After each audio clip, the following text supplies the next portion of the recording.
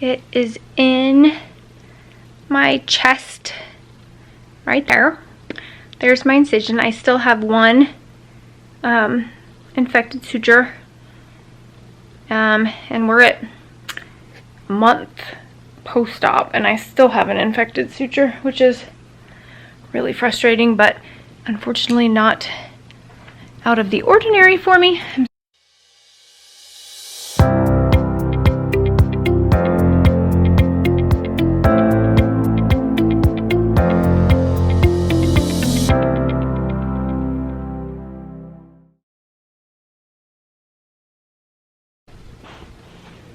Hello. Hold on, I have to get lip schmutz. Okay, so I am going to catch you guys up on Portgate 2019. So, if you aren't up to speed about how much it took for me to get a port, I will link it up at the top and I will link it in the description box below. So okay, I have to go through my checklist. I took all my meds. Oh, man. Okay, so, tiny little recap. I have a dual powered port. It is in my chest right there. There's my incision. I still have one infected suture, and we're at a month post-op and I still have an infected suture, which is really frustrating, but unfortunately not out of the ordinary for me. I'm sorry, you guys are gonna have to wiggle shiggle around with me for a second so I can get laid down. Okay, so I have the port, and I always think that I'm like past the hard parts of stuff, and then I find out that there's like more and more bonus rounds of crap that I still have to get done. Whew. Okay, so I have my port. I had 3 procedures done at once. I had one feeding tube converted into a different kind. I had a direct J feeding tube surgically put in place, which is what I am feeding into now. Here's all the things. Hold on, let me get that hooked up over here. So now I have a G tube that is an out, so I can get stuff out as opposed to getting totally sick, which is so wonderful, I cannot even describe. And then I have my direct J's over here. So I had complications after every procedure because that's how it goes for me. So with the port could technically be used 10 minutes after it was put in. Obviously not the smartest idea, especially with all of the incisions healing, and you've got to have sticky adhesive, you know, Tegaderm patches and all sorts of other stuff stuck to everything, so I was not going to use my port until everything healed as much as it possibly could, and we still had to get the infusion company set up and home health set up and all of that. So it has been 4.5 weeks since I had my surgeries, and literally we are still working trying to get home health and my infusion company set up. My primary was talking to my cardiologist, and my cardiologist said that he would go ahead and set it all up for me because, you know, he's done it before, no big deal. And my primary, who is the most amazing primary in the history of ever, and so she was like, you know, if he's already done it, there's no point in reinventing the wheel. And so we just kind of like left it in his court, and then it just kept dragging on and nothing is getting done, and I am getting closer and closer and closer to the 4-week mark, because at 4 weeks, if a port hasn't been used, it has to be flushed. So both sides of mine have to be flushed. And then what's called a heparin lock has to be injected back into it. So a heparin lock is like, it's almost like, okay, so heparin is an anticoagulant because with everything how it is in there, and it has foreign material and all sorts of stuff, it has to be like an anti-blood clot agent has to be put in there to sit if it's not being used. And so my kind of port, most kinds of ports, they have to be flushed every 4 weeks. So as of right now, I am at 4 weeks and 2 days. And it has not been accessed, neither side, and they haven't been flushed or relocked. Okay, so super long story short, my cardiologist said that they finally got all of the information to get to home health, to get all that set up, and I needed to call home health and just make sure that they had everything, we were good to go, blah blah blah. So I get them called this afternoon, and they literally needed like 7 or 8 different things, and my cardiologist office sent one sheet of paper with one thing, and the thing that was on there was wrong. And it was just, I was like kind of more than a little bit baffled.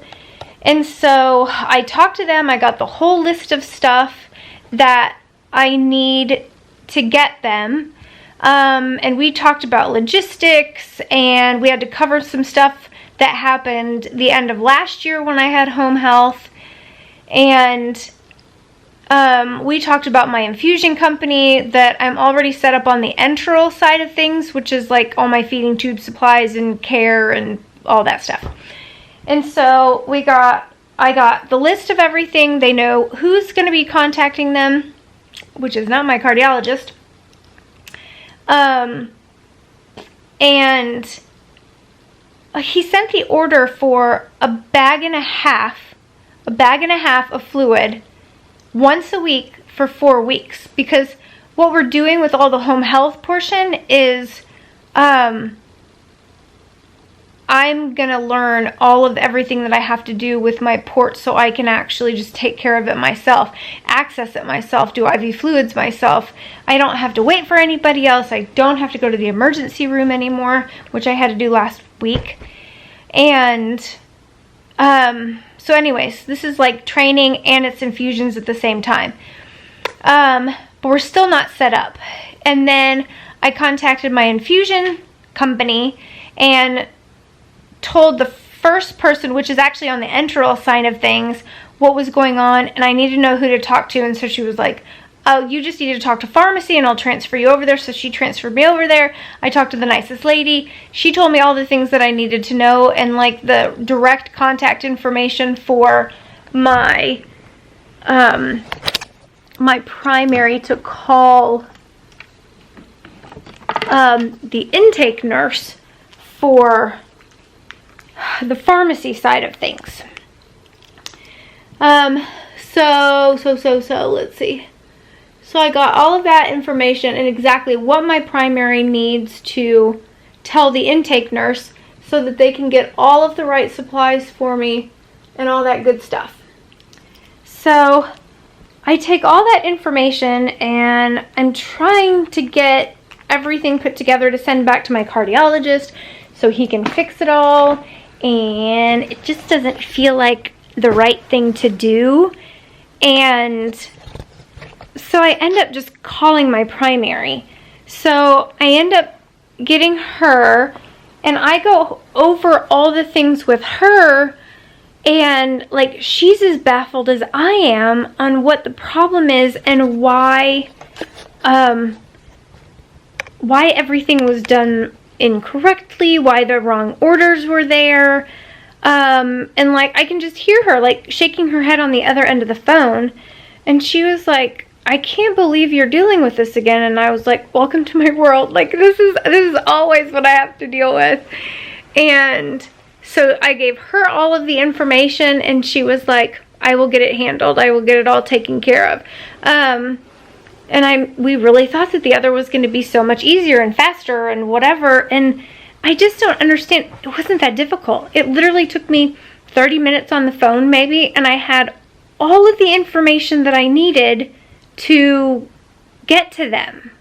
Like for both Guardian Home Health and for my infusion company. And I'm so baffled as to why it wasn't. I'm just baffled. I'm baffled that it's not already taken care of. I'm baffled that I keep having to push my people to get them to get the right information to the right folks. It just seems so step-by-step simple, and yet it is still not taken care of. Ugh, I'm just baffled. So I think we finally have the right information, and my primary is going to take care of it. And I have the information now for all of the right people. And so I will be calling them every day until it's all taken care of.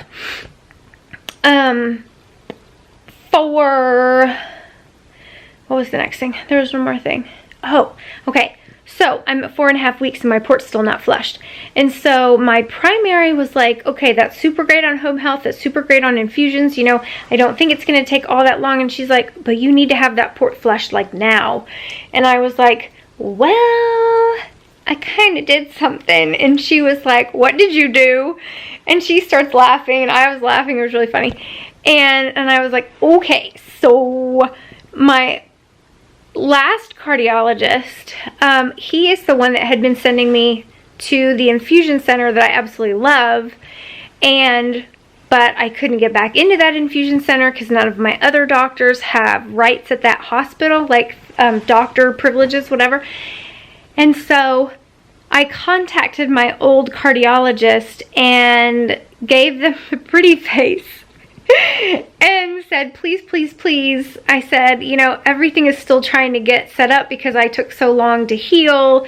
And, you know, would you mind giving me 2 more weeks of that infusion center so that they can access my port and get everything flushed and we can use it and make sure that everything is okay. And I can start getting training on what I need to do and how I need to do things, and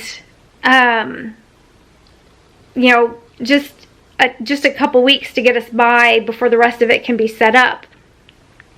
And so I sent a message to them like 3 days ago, but I hadn't heard anything and I was getting worried, and I thought I was gonna have to call them today and do some extra like begging on the phone, which I was totally not above begging on the phone.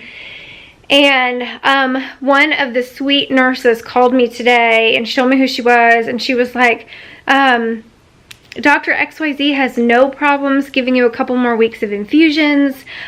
She was like, where do you have them done? And I told him, and then she was like, oh, I know them. And she was like, I will fax over your information like right after we get off the phone. And she was like, you just have to make another appointment with that cardiologist so that everything is, you know, squared and whatever. So anyway, so I did all of that and I called over to the infusion center, pretty late today. It was like, I don't know, 4:30, almost 5 o'clock. And I didn't know if they were still going to be there. But one of the registrars picked up and I told them what I needed, and, they looked it up and they were like, yeah, we've already got your other orders. And so I got to schedule the infusions. So I will have 1 infusion done this Sunday and then 1 more infusion done the next Sunday. And then so all the port flushing and all of that stuff is going to happen then. And so it'll be accessed. Both ports should be accessed for the first time, and we'll get everything flushed and relocked for a week. So I'm super excited and a little nervous, of course. No idea how it's gonna feel. Everything is still swollen, even like almost 5 weeks later. But I'm still doing ice packs and all of that, so hopefully it'll be a little bit easier for us to make sure we're hitting the right things. So cross my fingers and I'll bring you guys along. The ladies up there are freaking amazing, and so I'm hoping they won't have any trouble if I video parts and pieces of it, and you know, make sure that I have stuff to go back to and reference and whatnot, make sure I'm doing everything right too. So give us a like and a subscribe below, and I'll see y'all later.